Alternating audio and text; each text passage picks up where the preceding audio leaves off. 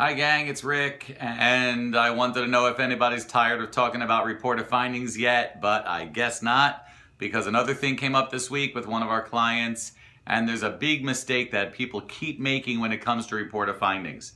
And you sit there, let's say you have 20 minutes blocked out in your scheduler, however you guys do it, you walk into that room, and then for 19 of the 20 minutes, you talk about x-rays and x-rays and x-rays and x-rays and nerve scans and nerve scans and x-rays, and you show pictures of spines and phases of degeneration, and all of that's vitally important in the report of findings. But now all of a sudden there's a scratch on the door, the lights are blinking, the flags are flipping, and you're running out of time, and now you know all these patients are waiting right behind, and you miss the entire report of findings. The best part of the report of findings, the important part, is for them to understand chiropractic care, understand your care plan, commit to the care plan, understanding the rules of the office, what we call the patient's office policy. Typically in the office policy, there are 3 or 4 main parts of it, and this is usually a written document that you have the patient sign. And one of the things is your scheduling.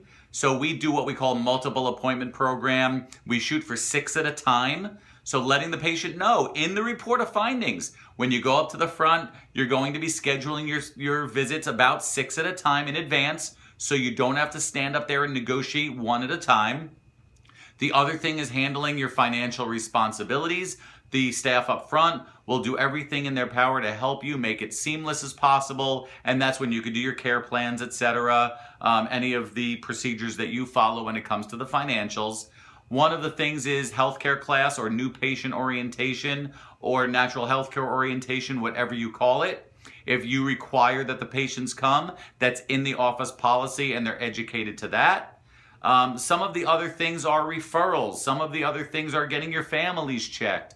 There are many things you could put in your office policy, but if you spend so much time front loading it, you never get a time to go over the office policy to educate the patient how to be a good, successful patient in your office, to get the results they want to get, and ultimately get the commitment for them that they understand what's going on, they understand their care plan, they understand the necessity of it, that it's not a luxury, and ultimately shake hands with you and you say to them, Mrs. Jones, welcome aboard. You and I are going to do great. Let's get you checked and let's get you started on your road back to health. So don't front load it too much. Make sure you leave time to get to the end of that report of findings, because that's where chiropractic really gets its success.